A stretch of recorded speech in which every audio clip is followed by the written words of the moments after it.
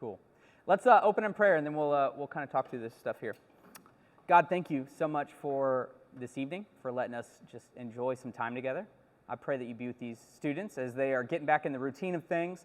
Father, I pray that in our routine that we make you part of that routine. Father, that we make you the center part of our routine.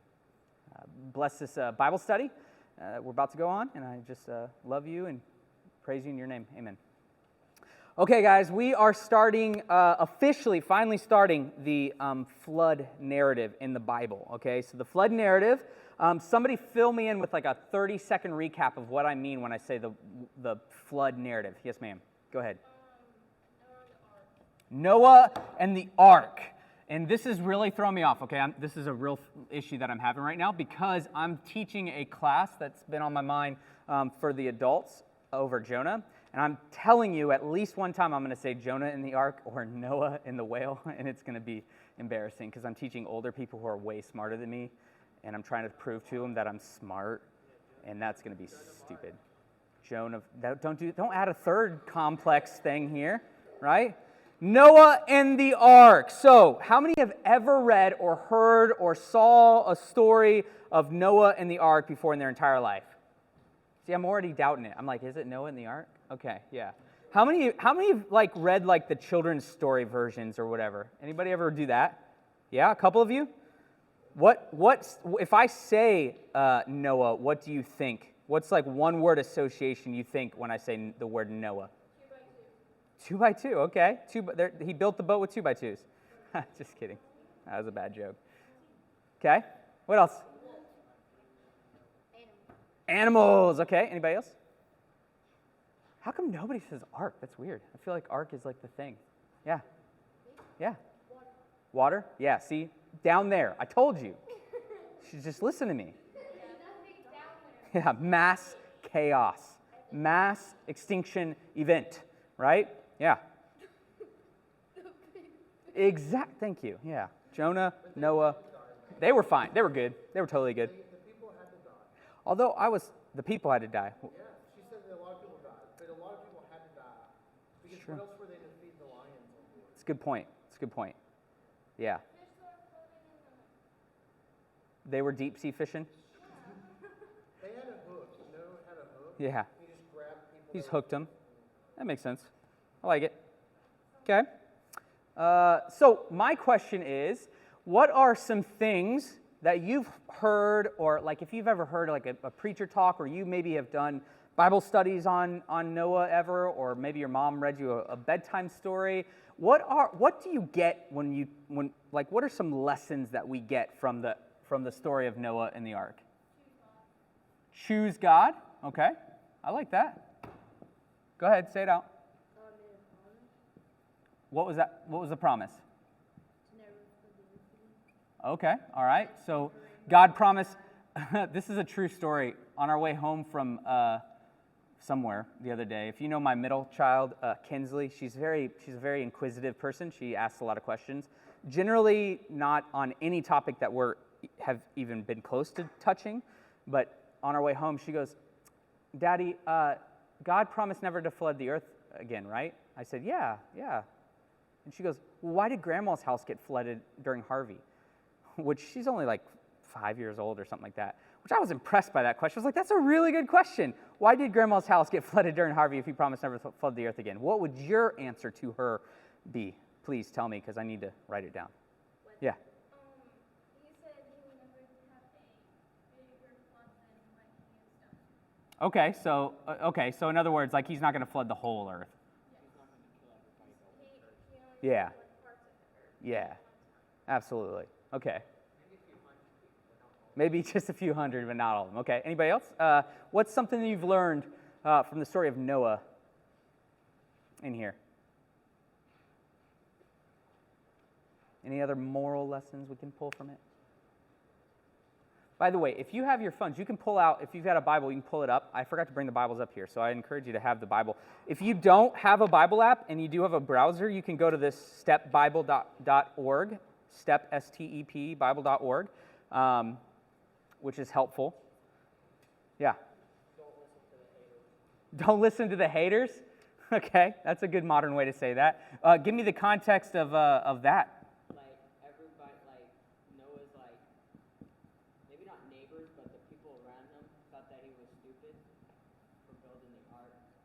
Okay. Mm-hmm. Yep. How many have heard that before? Like that he was made fun of a lot. What? Thank you for bringing another marker. I appreciate that.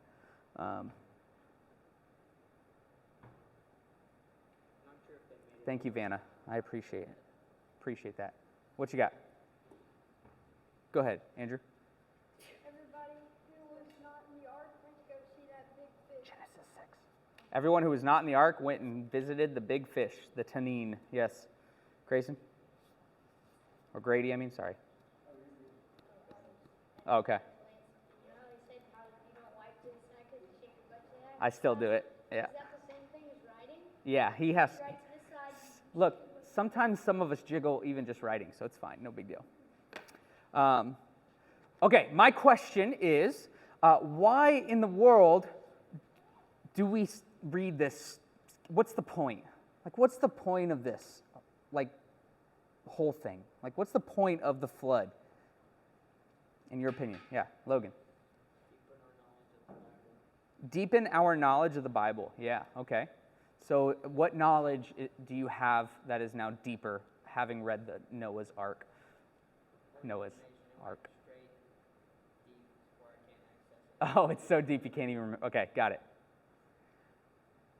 Okay.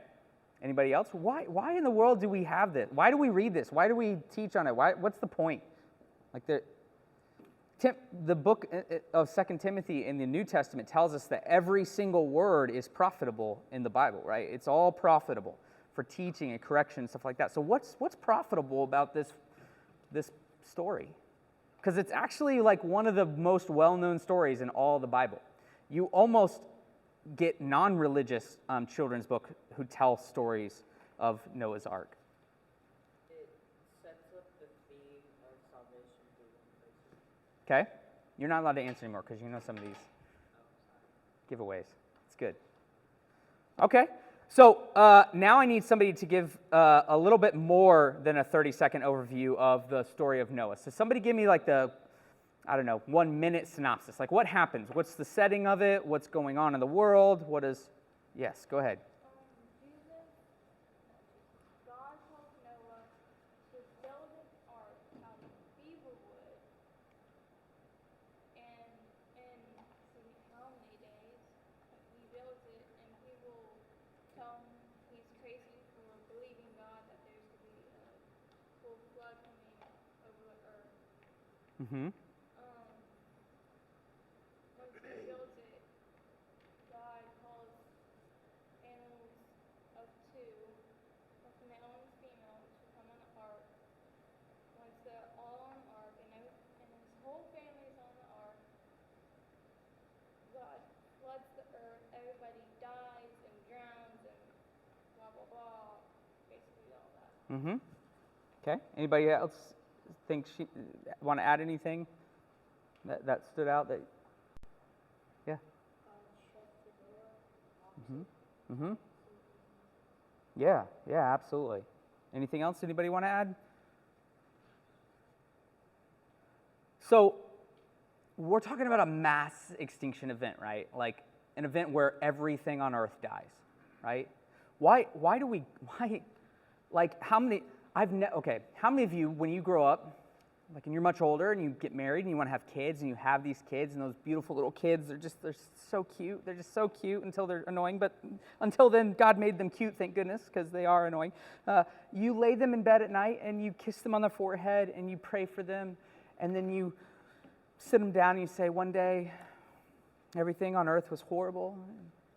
God decided to make everybody drown, horrible, long, disgusting deaths. And there were bodies floating in the water, and it smelled of rotting flesh. Good night, sweetie. Does that seem weird? Yeah. Does that seem weird to you? Does it seem weird that we've like cartoonized this story? Right?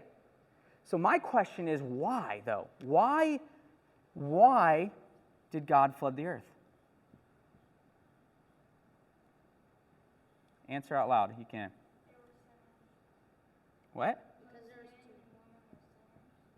Because they were sinners? Okay. I like it. See what I did there? It's an ark to scale. Yeah. Because there's too much sin in the world because they were sinners. The sons of God. Nope. No, because you're no longer allowed to answer. We've had personal discussions, so he's giving them away. Okay. Let's do it this way, right? Because this is important.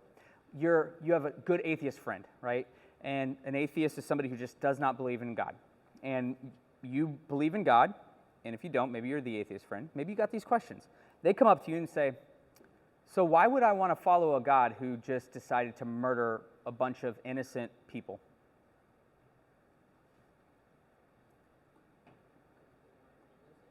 Okay? No more answering. What do you guys think? Don't be afraid, don't worry about if it's wrong answers or not, because this is not something that only you guys have to think through. Because the truth is, it doesn't matter if you're 13 or 30 or 60. This is a thing. It's a thing that you should think about. And ultimately, I don't know about you, but it feels kind of like an icky story. It's like, I don't know what to do with that. Yeah, Andrew? He wanted to flood the earth because since people didn't believe him, he wanted to show his power. Okay, that's a good theory. That's a really good theory, yeah. Okay, so for those who don't know me, what I want to do is I want to teach you how to study the Bible.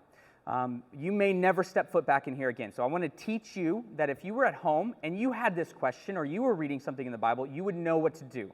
So if you've got your Bibles, I want you to turn to Genesis chapter 6. Genesis chapter 6. Now, there is one more funny-ish story about this.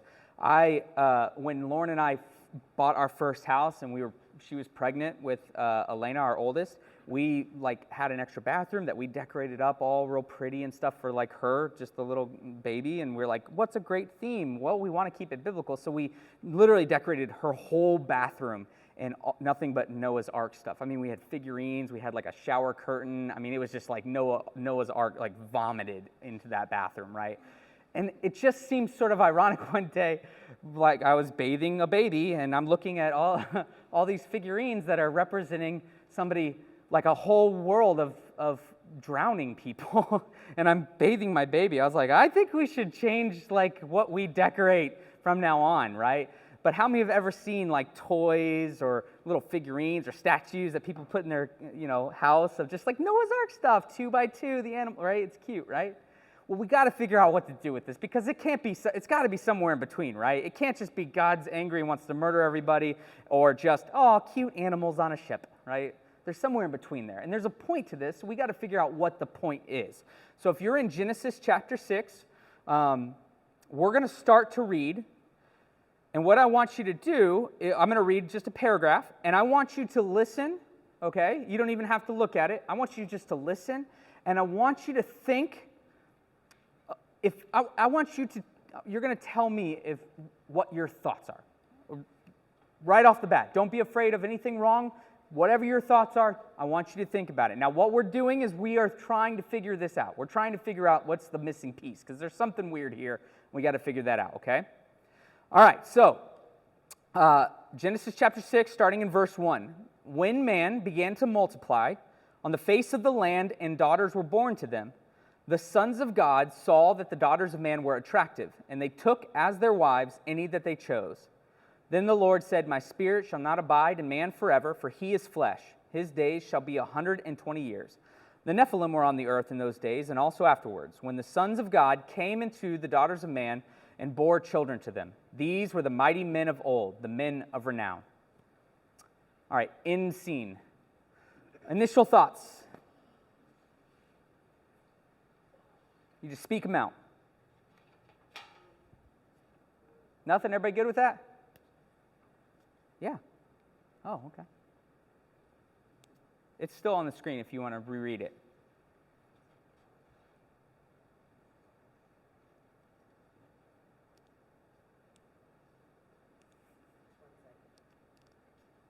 Anybody? What do you think? What's your thoughts? What's your initial thoughts? It could be anything. It could be anything. Like, does anything stand out? Do words stand out? What do you think is happening here? Does something look weird? Does something seem normal? Anything? I can't come to you. I'm coming to this table right here. What's your initial thoughts? It could be one word. Oh, I think it sounds good. I think I said like 6 words there, but that's okay. What's this table right here? What do you guys think? Huh? Okay, 120 years. That stood out to me too. I'm going to put that down. Okay. How about this table? Anything stand out? Anything look weird? Anything cool? What do you think? What's your initial thoughts? Okay. I'm not coming to you, Logan. It's nothing we've ever even talked about. Okay, I'm trusting you. What? The men of renown Uh-huh. is Shem in Hebrew, and that's one of the names of Noah's sons. The men of the name. Yeah. So that's what it's. So Shem. Okay. Yeah, that's good. Shem means name, which is the men of renown or the men of the name. Yep. Okay. Anybody else? Okay. So I'm just going to give it to you up front. We're not moving on anywhere past this, okay? Because there's some stuff here, right? What I want you to do is I want you to take a couple of minutes with your table, okay? And I want you to just go through this little part right here, okay? Just read through it slowly together, talk through each line, whatever, and see if anything stands out, okay? I want you to think about what the words are. I want you just to do that, okay? So you've got a couple minutes. Go ahead and talk to your groups here for just a second and see what you come up with. All right, and time. All right, guys. What did you come up with?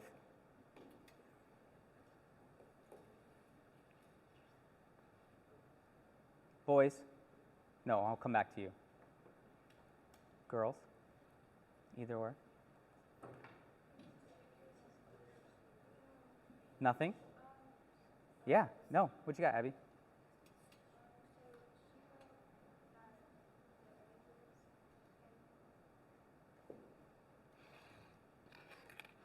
Yeah, say it. You good? Keep going.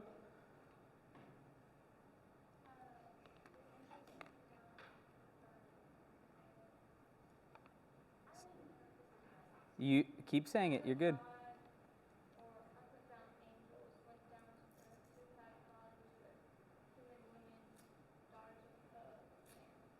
Yeah.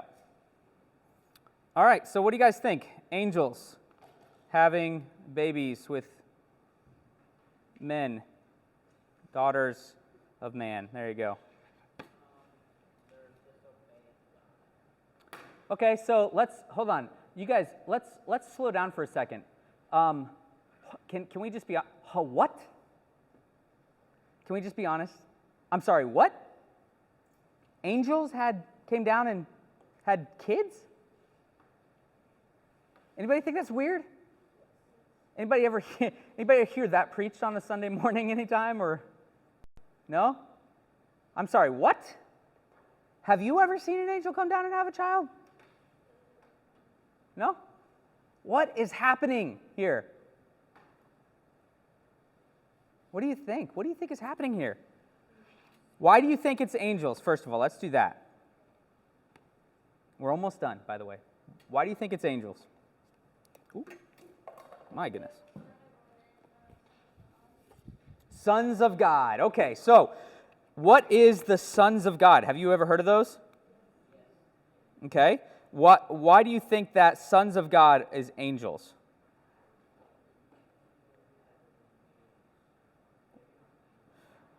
But why do you think that they're heavenly beings? Why do you think they're angels? Why do you think they're heavenly beings?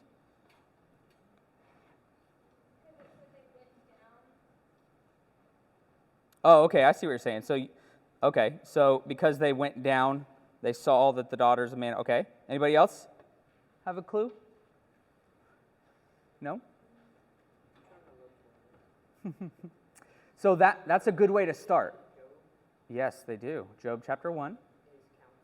Yes, in his counsel. Yep. So a good way to start, if you read a passage like this at home and you're like, wait, what is happening, right? You could then search up who the sons of God are. So like on Step Bible, for instance, if you have a search bar up there in the like top left-hand corner, you can type in the phrase sons of God, and then you can search it, and it'll pull up like, it helps if you do quotes, by the way. Sons of God in quotes. Let's do it that way. Okay, so we get them here in Genesis chapter 6, and then in Deuteronomy chapter 32 is the next time we see this phrase, sons of God. And what does it say there in Deuteronomy 32, verse 8? What does that say? Can anybody read that? Yeah. Read it loud. The Most High gave to the nations their inheritance. When he divided mankind, he fixed the borders of the people according to the number of the sons of God. Okay, so this is talking about an event where he divided mankind and he fixed borders. What event comes to mind when you think about when he divided mankind? Yeah. When he split all of humanity up and gave them different languages. Yeah, at the Tower of Babel. Good job. So, at the Tower of Babel event, which you'd know, if you go to Deuteronomy 32, you could read the rest of that. That's what I would encourage you to do. But he says he fixed the border of the people according to the number of the sons of God, right? So your options are still, okay, are these heavenly beings or are these human beings? That's our question. That's what we're trying to figure out, right? So by that, do you think this is heavenly beings or human beings? How many vote that you think this is a heavenly being? Okay, a couple of you. How many think it's probably a human being? How many are so tired from school that they just are counting down the minutes until it's over? Thanks for being honest, guys. I appreciate that. It's okay. We're going to end soon. Okay, we still don't know. I mean, it's still kind of up in the air, right? So let's read the next one. Job chapter 1, which is what you were referring to. And it says, "Now there was a day when the sons of God came to present themselves before the Lord, and Satan had come among them." So what is happening here? What do you think is happening here? Yeah. Okay, so Satan is there. If Satan is there and God is there, would you say this is like a physical world picture, or is this like a supernatural picture? Like, are we looking like in the heavens, or are we looking on earth, do you think? Okay, so if you go and read the rest of that, just to skip ahead a little bit, yes, we're in a heavenly meeting. So if we're in a heavenly meeting, we got the Satan there and we've got God there. Then it mentions sons of God. Now we're still questioning, okay, is this a person or is this a heavenly being? How many vote heavenly being? How many vote human? How many are still like, just be quiet? Thank you, guys. Right, okay, so we have a little bit more of an influence here on this whole heavenly being versus whatever. Now, that's it for this particular phrase here. Now, it's used in other places. We won't go down that rabbit hole.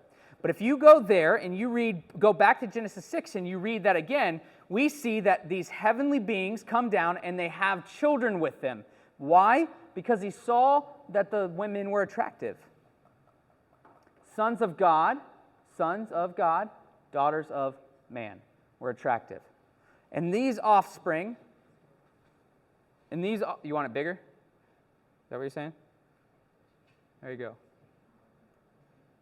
There you go. Sons of God versus daughters of man. So something is happening here where it seems like heavenly beings are doing what they should be doing or what they should not be doing.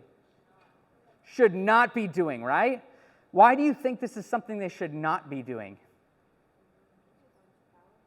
Huh? They're going against God's power, okay. Because he not only blessed man with the blessing of Being fruitful and multiplying. Yes, good job. So the way that these authors are working is they're going to throw little words in there that are going to tie different stories together. So stories that seem weird, like reading this section right here, seems so weird. When you realize that they're tying other stories to it by looking at the words, you're going to start to see they reveal a picture of whether this is good or bad.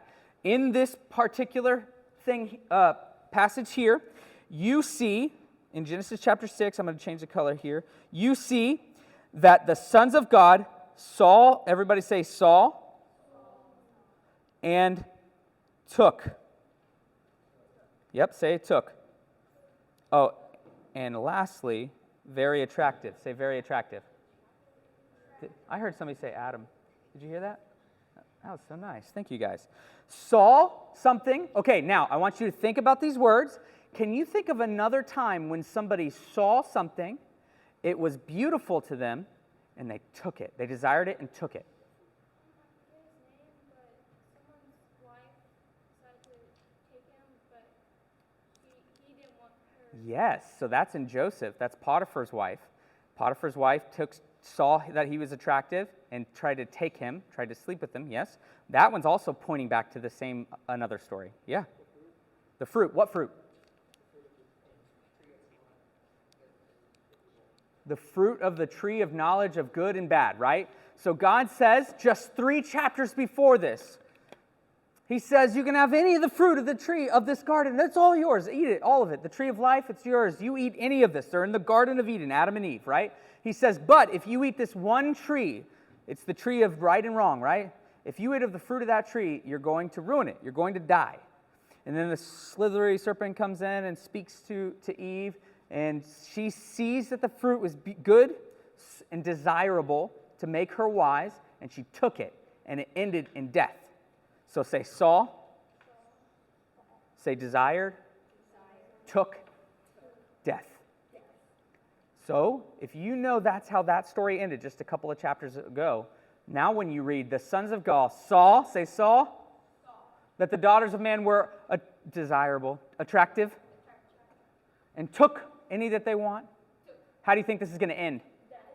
Yes, you're getting it. See, you did it, right? You figured it out. You don't even have to finish the rest of the story. It's clearly going to end in death. This is a bad thing, right? This is not good, right? And so the biblical writers will do this. They'll sneak these little words in, and only when you know that they're doing this and you're watching it and you're reading it slowly, that's when you start to realize that a story about, let me go back to this because this is, I think this makes the whole thing worth it here. Ready? A story, a little children's story about a flood and some people drowning and stuff suddenly become a story about eternal heavenly beings having children. These children are some weird word called the Nephilim. They're the mighty men of renown. And you're like, wait, what? And you know that that was definitely not a good thing, and you know it's going to lead to death.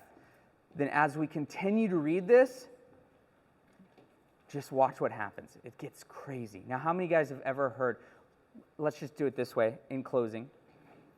Closing thoughts, closing comments, questions. Anybody totally confused? Or how many have ever heard this or thought of this before? A couple of you?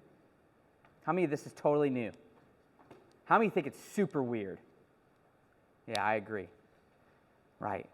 But the truth is that it is very weird, but we're still waiting for the offspring of a woman. Because that's what was promised at the end of Genesis chapter 3 when they're in the garden. He says the offspring of a woman will one day crush the serpent. And so now, if the offspring of a woman will be the one that will kill the serpent, then what better way to ruin that plan than to mess up the genetics of the offspring of the woman?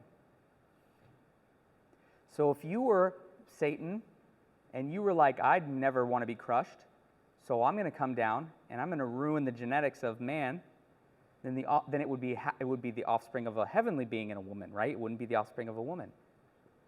And so as you see that and as you watch that, then what you're going to realize is that these Nephilim, I'm going to give it away, these Nephilim become giant clans called like the Anakim, and that's Star Wars. The Amalekites, yeah, the Amalekites and the Canaanites. Maybe you've heard of these guys, right? And they're going to be the ones that Joshua is told when he goes in the Promised Land a couple thousand years from here, that he's going to have to go and wipe out all of these giant clans. Why? Why would God want him to kill all these giant clans?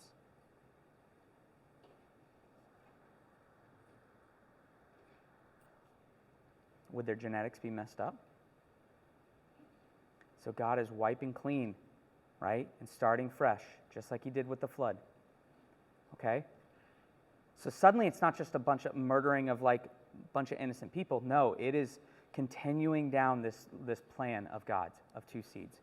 Okay, so what your homework is, okay, is I just want you to read that paragraph again when you're home. Genesis chapter 6, 1 through verse 4. It's 4 verses. When you're home, I encourage you to take notes of it, highlight it, whatever you want to do. But I want you to come in next week and we're going to talk about it again. We're going to talk about what your thoughts are, where do you think this goes, we're just going to talk, okay? Sound good? All right, let me pray for us. God, thank you for this day. I just pray that you be with these students as they go home, as they continue on their week. God, I know that there's a lot of things that distract us and keep us busy and that kind of thing. But God, I pray that we can ultimately learn more about who you are and what you've done and how that affects our life. God, we love you and we praise you in your name. Amen.